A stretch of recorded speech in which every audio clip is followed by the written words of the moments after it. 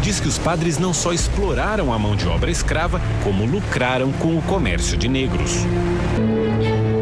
Mas qual era a relação de Portugal com o Vaticano? Por que interessava ao Papa apoiar a escravidão? Nosso correspondente em Portugal foi atrás destas respostas. Aqui em Lisboa, nesse conjunto de prédios, funciona o Arquivo Nacional Português, também conhecido como Arquivo Nacional da Torre do Tombo. No acervo existem documentos raros, valiosos sobre a história do tráfico de negros da África. Meados do século XV, Portugal começa a conquistar territórios na África. O rei Afonso V, aliado da Igreja Católica, pede ao Vaticano que reconheça como portuguesas as terras ocupadas. Pedido feito, pedido aceito. Na carta, conhecida como Bula Romanus Pontifex, o Papa Nicolau V concede aos portugueses a plena e livre faculdade, entre outras, de invadir, conquistar, subjugar quaisquer sarracenos e pagãos, inimigos de Cristo, suas terras e bens, a todos reduzir à servidão e tudo aplicar em utilidade própria e dos seus descendentes. Hoje os pesquisadores já não têm mais dúvidas. Líderes do Vaticano apoiaram abertamente a escravidão. Antes mesmo da descoberta do Brasil, o Papa Nicolau V escreve ao rei de Portugal: concedemos, com nossa autoridade apostólica, plena e livre permissão de invadir, buscar, capturar e subjugar, e reduzir suas pessoas à perpétua escravidão. Nas bulas, papai, a capela era a evangelização dos escravos. E ao lado aqui ficavam alguns barracões onde ficavam os escravos acomodados, até 300 escravos de uma vez.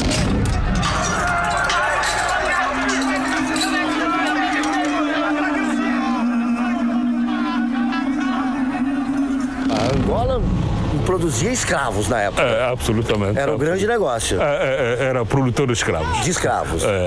Era quase a única matéria-prima que produzia Angola. Além de historiador, Simão Suindola é representante da Unesco no país. Ele nos explica que esta grande área abrigava depósitos de seres humanos. Nem as crianças escapavam.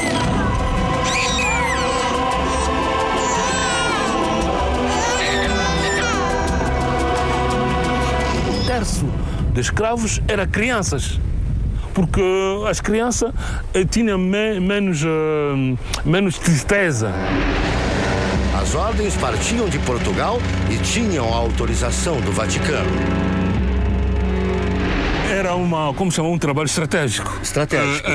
A igreja tinha o interesse na evangelização e a administração tinha interesse nas minas, no crescimento econômico, na ocupação econômica. O museu guarda as armas usadas para ferir e levar medo aos escravos. Isso aqui é um peso com argola e vocês podem ter certeza que é muito pesado. 30 quilos ou mais? Eu acho que mais, hein?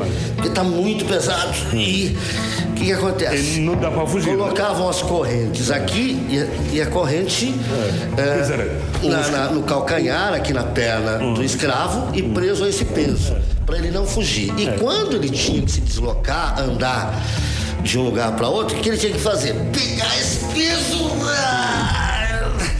levantar a ombro para poder caminhar, para evitar fugas. Meu Deus do céu! Para evitar ir para os quilômetros. Que sofrimento!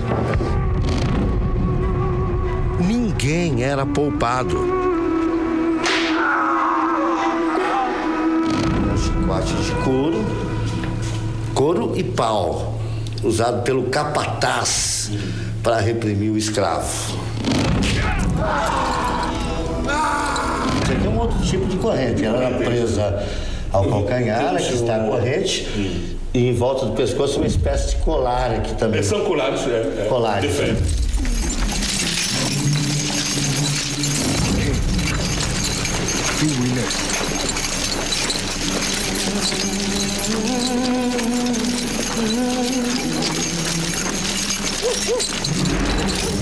Temos as mulheres estão a ser marcadas. Com ferros, com os símbolos dos mestres. A gente observa mulheres, algumas delas levando a criança, um bebê preso ao corpo. Tiveram sorte, porque há traficantes que não gostavam de crianças. Não gostavam. E o que acontecia com as crianças? Eram mortas. Os escravos eram presos nas matas. Negros capturavam negros. Era a lei da sobrevivência.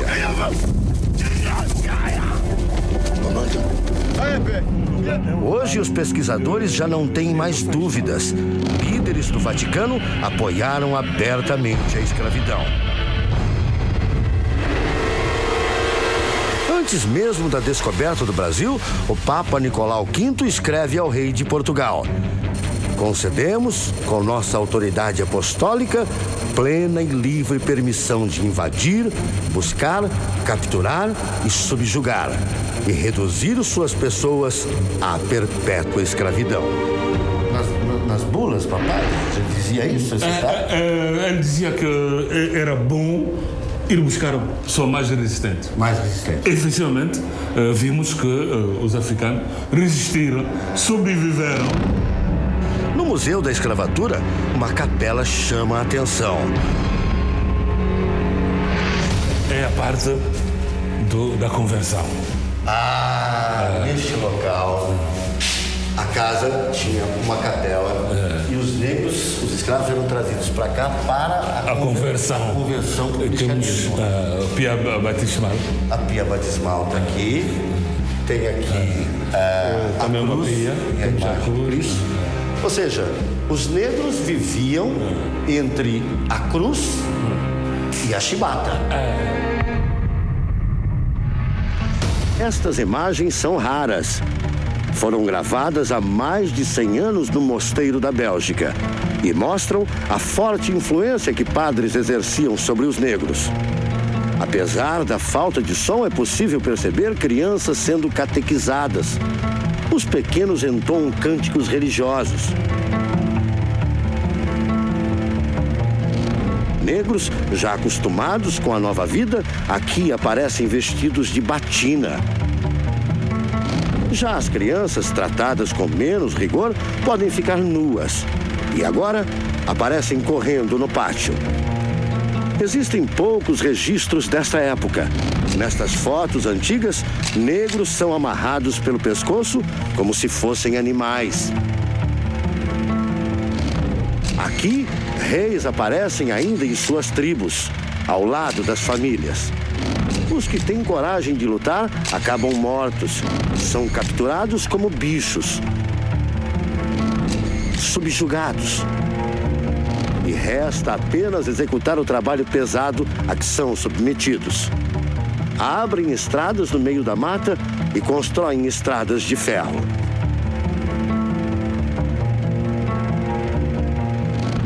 O Vaticano criou um discurso para legitimar a escravidão. Classificou os negros como pecadores. Por isso, deveriam sofrer para buscar a redenção. A mão de obra negra foi utilizada, né, para todo tipo de trabalho, né? E a igreja, portanto, se beneficiava disso também, né? A manutenção das suas terras, a manutenção das suas estruturas de poder.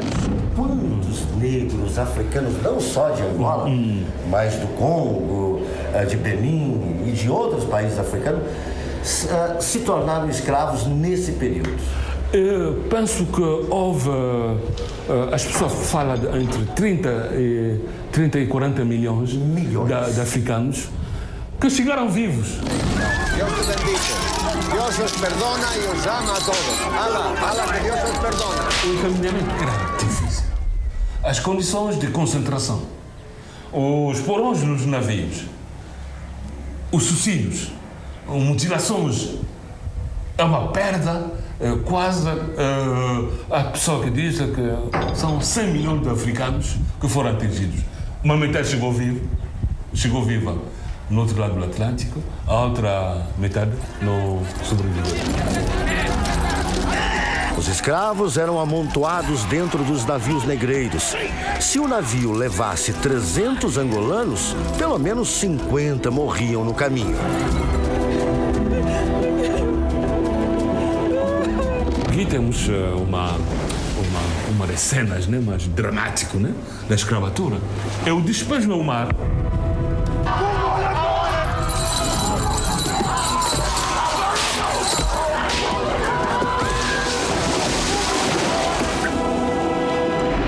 O batismo que simbolicamente eliminava os pecados dos escravos negros, eles eram trazidos para a parte externa, eram encaminhados por aqui, levados até o mar, em pequenos barcos, eram transportados até o alto mar, onde ficavam os navios negreiros. Assim que acontecia, os pecados ficavam aqui. Absolutamente. E era homens novos, né? Homens novos. Para novo mundo. Para um novo mundo. A última vez que eles pisaram em terra africana e avançaram pelo mar para ir para o Brasil. Muitos, pela última vez, pisaram em terra firme aqui. Onde numa viagem sem regresso.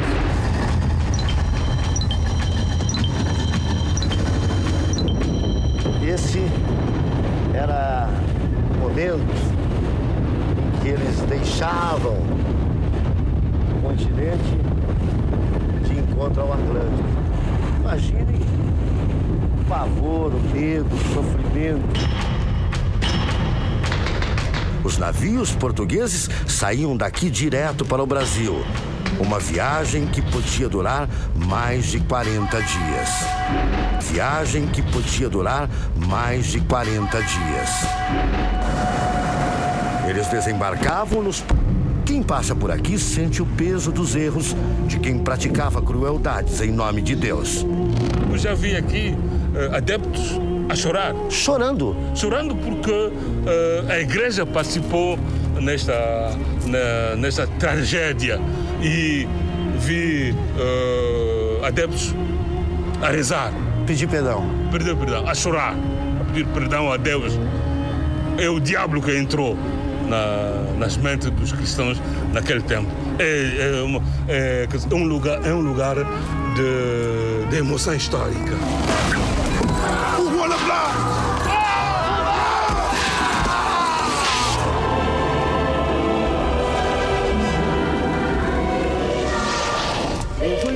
Hoje, jovens preparam o barco para entrar no mar. Desta vez, sem medo.